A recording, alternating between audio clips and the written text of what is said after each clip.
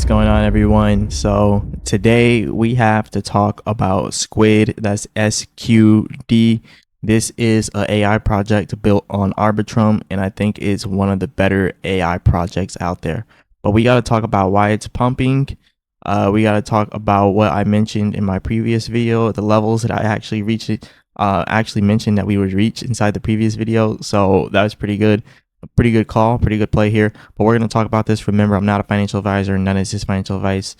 But let's talk about this. So, guys, as you can see here, the market cap of Squid is at 202.7 million.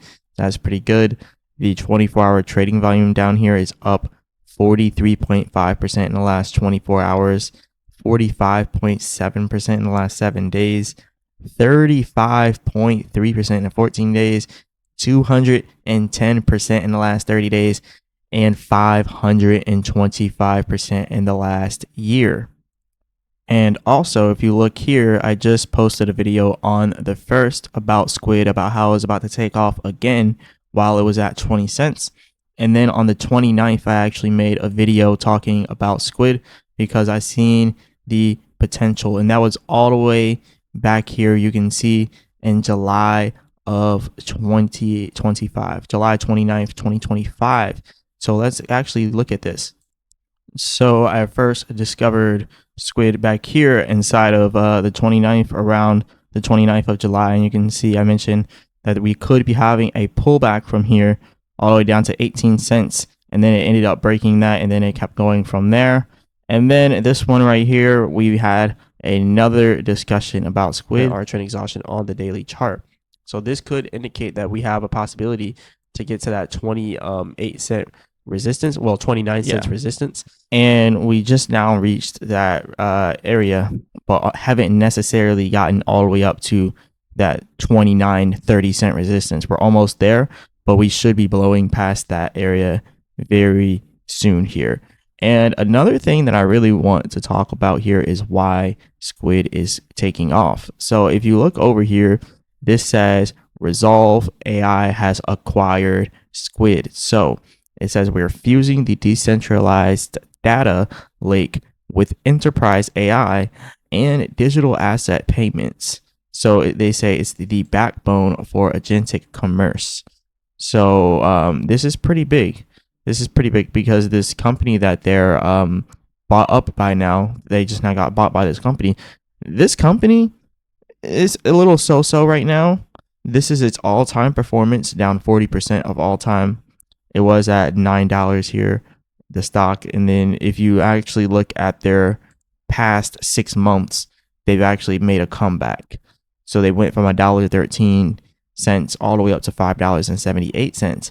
And that's a 4.65%. No, that's a 411% gain, 411% inside of gains in the last 6 months. And then if you look at the year to date, 41%.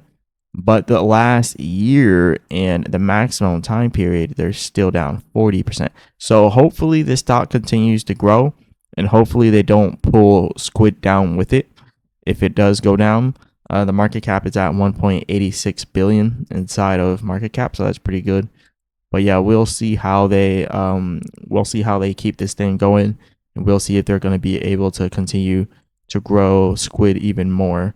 But this is another post by them kind of explaining it, and again, they explain it as agentic commerce, and that's pretty much what they're really hounded on. And it says data intelligence payments together.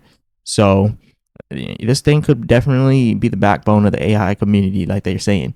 So yeah, let's see what they're gonna do there. But anyways, let's look at some pricing here. So first, we're going to start all the way down here at the 15-minute chart here. So this is a super short-term chart. We do have buying pressure here building up on the MACD, so that could be a good thing. We just came off of this oversold area here, and you can kind of see it here. Not oversold, but a lot of selling. You know, we went through a lot of selling pressure, and now it kind of looks like it's almost done with that selling pressure, and that is about to reverse to buying pressure. And another thing that I'm noticing here is a pattern. So if you look at this pattern right here, this actually looks, like it could be it could take off pretty soon. This pattern is pretty clean. It's a pretty clean pattern right here.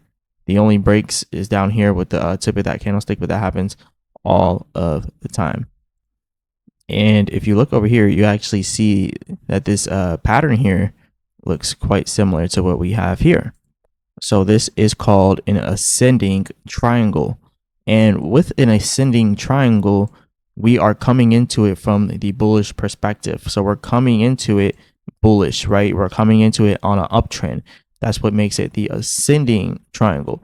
If we came into it on a downtrend and it was flipped upside down, then it would be a descending triangle. Like, let's say it was like this, and then the top of it was coming down like this.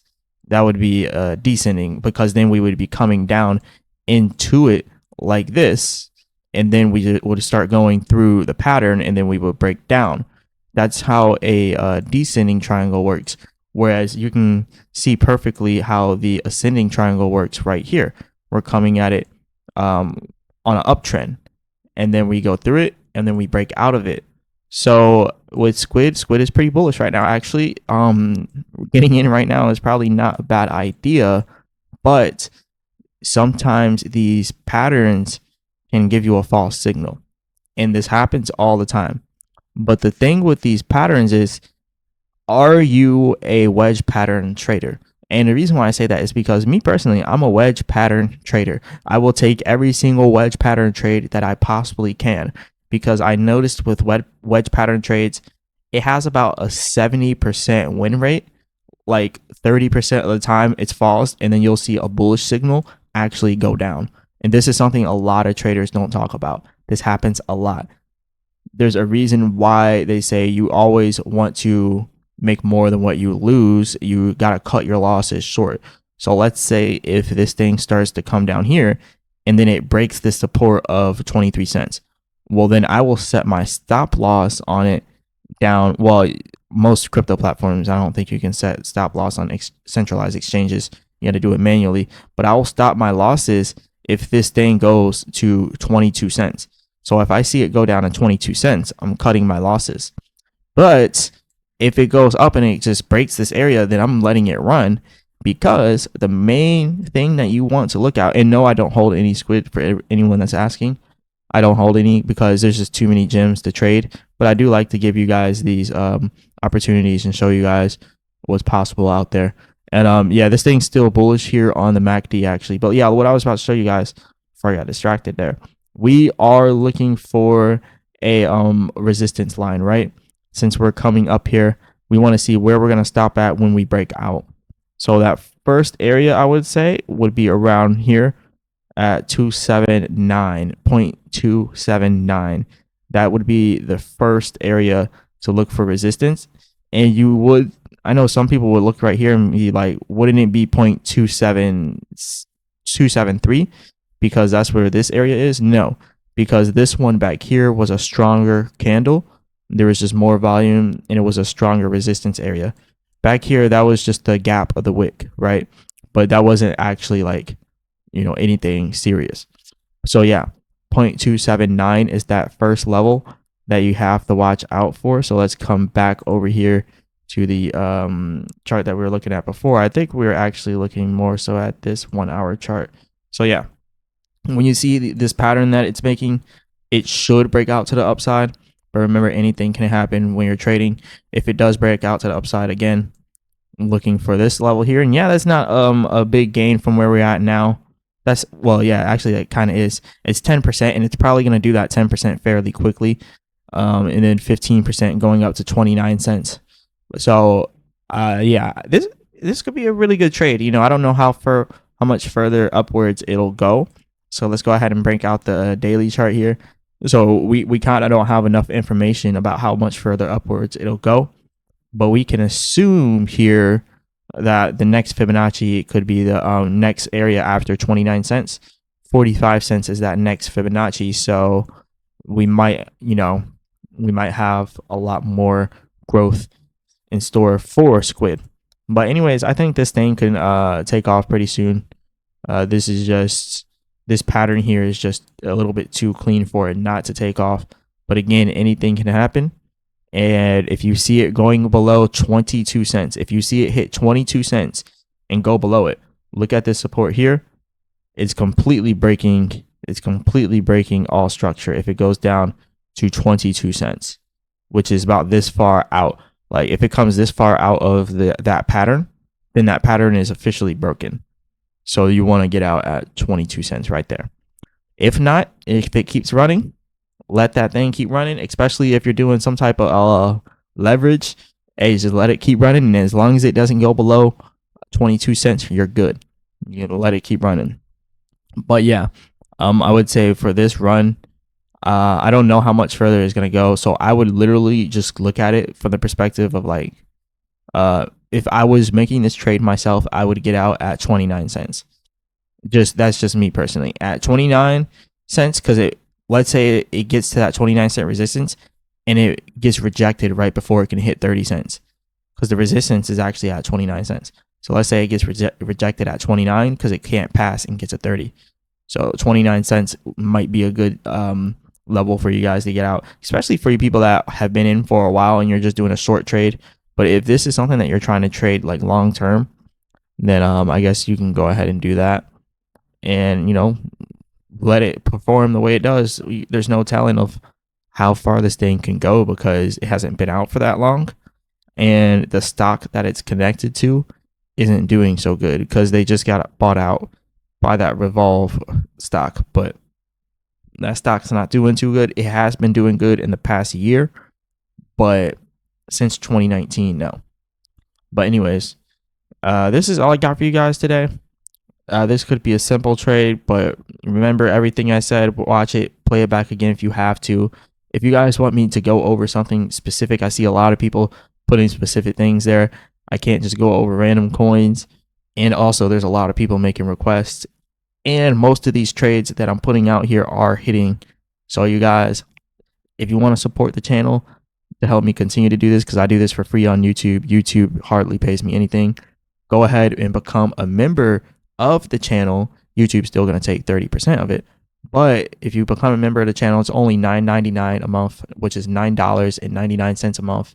And per month, give me 5 videos you want me to go over. And every month I'll go over these videos that you want me to go over, these cryptos, these projects. So if you want me to do specifically, hey, I want to see a squid video every week, and then, okay, I'm going to make a squid video every week. You want me to go, hey, I want squid videos every day for a whole week, then I'll go ahead and do that for you. So go ahead and become a member of the channel so you can get these types of benefits. But yeah, there's been plenty of trades that we've been talking about here on this channel that I think are going to be very, very, very bullish. Pudgy Penguins. This is something I'm actively trying to get in right now because I was trading Pudgy Penguins, right? And I got out right up here. I got out right up here as it hit the top of this level. And I'm using Robinhood. I'm not doing nothing special because, I actually like trading on Robinhood. People might be like, what are you talking about on Robinhood? Like, I set my my limit buy and I set my limit sell. But Robinhood has a really far spread. So if you do market buys and market sells, you are getting screwed over 1% on every transaction you do. They will take 1% of every transaction. So you're trading with $1,000 right out the gate. If you're trading with Robinhood, you're losing $10. So you don't want to do market buys and market sells with Robinhood. Just do limits. And I did my limit at 3.3, got out right at 3.3, and then ended up coming down here and tried to get in at the bottom, but I tried to get in at 2.97, or no, wait, was it 2.9? Yeah, I think it was 2.95. I tried to get in at 2.95 down here, but it didn't quite hit 2.95. I think it got to 2.96. Yeah, it got to 2.96, and that was the problem. I put it a little bit too low because I put it like right here. So if it would have went a little bit more, I would have got in right here, and I would have been able to benefit from all of this, which is 6.58% so far. But, a lot of people underestimate trading. Like, they're like, oh, that's only 6.58%. But if you can make 6.58% every single day, and you're trading with, let's say, $10,000, which is what I'm pretty much working with, then now you're looking at $658 just for that one trade. That one trade, $658. Now it was an overnight trade, and so that was like 12 hours of being in the trade. If you could have been in this trade for 12 hours and made 6.58%, which is $658 when you're looking at it from trading with $10,000. So yeah, if you're trading with 10,000, you can easily make $658 within a matter of 12 hours just holding it and doing a trade like this. Now, I'm super bullish on Pengu too, on Pudgy Penguins. So that's why I was like, right here, I don't care. I'll just buy a bunch right here because I know it'll either stop somewhere around this area because we had solid support back here as well. And that's why I did it there, but it stopped a little bit above there, which is why, you know, sometimes you can't be 100% accurate here. Like if you look at this, I had it at 295 because I put it a little bit above. I was like, what if it doesn't hit all the way down at 293, which it definitely didn't. It hit at 297, and I should have put it up a little bit higher, preferably around 298, and I would have been able to get in on that trade. But yeah, just kind of showing my thought process while I'm trading here. I go for these small, I go for a bunch of small wins. Like all I need is one small win every single day.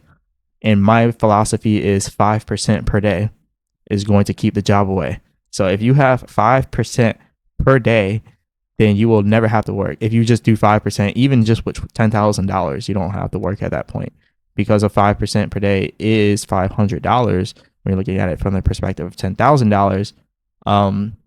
If you're trading crypto 30 days out of the week, it's a little bit harder when you're doing crypto because unless you want to go ahead and do futures so you can make money on the upside and downside. But I like to do it with stock options. But then there's only 20 trading days in the month when you're doing stock options. But anyways, yeah, 5% per day with $10,000 is $15,000 a month. And then if you were doing options, it'd be $10,000 a month because you only have 20 trading days out of the month. So then multiply that by 20 trading days and then 10,000. So that would be 10,000. So you could do it either way. Personally, I think it's if you have $25,000, it's easier in the stock market because the stock market has the pattern day trading rule, which says that you cannot do unlimited day trades unless you have at least $25,000 in your account, and you will get screwed over if you try to day trade without it because then they might lock you out of a trade and you won't be able to execute it till the next day, and then you might lose money because you were only planning to be in there for like an hour or two. So yeah, be careful with that. But yeah, with crypto, on the other hand, you could trade at any time of the day. But now, you know, the moves are a little bit more irrational because it happens at every part of the day. But if you can maneuver the crypto market in the proper way, you can easily make 5% per day. And that rhymed for no reason. So, yes, that. But yeah, look, like I said, like you can easily make 5-6% per day. But yeah. This trade right here, if you would have gotten back down here on the wedge, then you would have been looking at 10%. So with 10,000, you would have made 1,000 in that one day. And yeah, those are the type of trades that I like seeing the most. I don't really like shorting because it's a little bit more riskier. Because if I get the trade wrong and it goes down, I believe in Pudgy Penguins, and then I would put even more money in dollar cost averaging down here. So then I only really gotta break past this level to break even rather than having to break past all the way up here to break even. So then when I get up here to my previous break even, I'm actually in profit because I dollar cost averaged here, bringing my actual dollar cost average up to this level. So then I'm at profit when I'm at this level. So that is, yeah, that's just how I like to do it. But anyways, this is all I got for you guys today. I just kind of wanted to bring some gems to other people that actually watch to the end of the video and that don't just watch to find out where's the next price this thing going to go, to bring actual gems here to people. But anyways, this is all I got for you guys today. Definitely hit the like button, subscribe, all that good stuff. Remember, I'm not a financial advisor. None of this is financial advice. Leave a comment in the comment section. Let me know what you guys think. Go ahead and become a member of the channel. Only $9.99 per month, guys. Just $9.99 per month. Go ahead and become a member of the channel. And 5 videos per month if you want me to go over them. And I'll probably do more than 5 for people that are members of the channel. I just put it there just in case someone starts overloading, right? But I can do more than 5 right now. So definitely go ahead and do that. And as always, I'll be back with another video.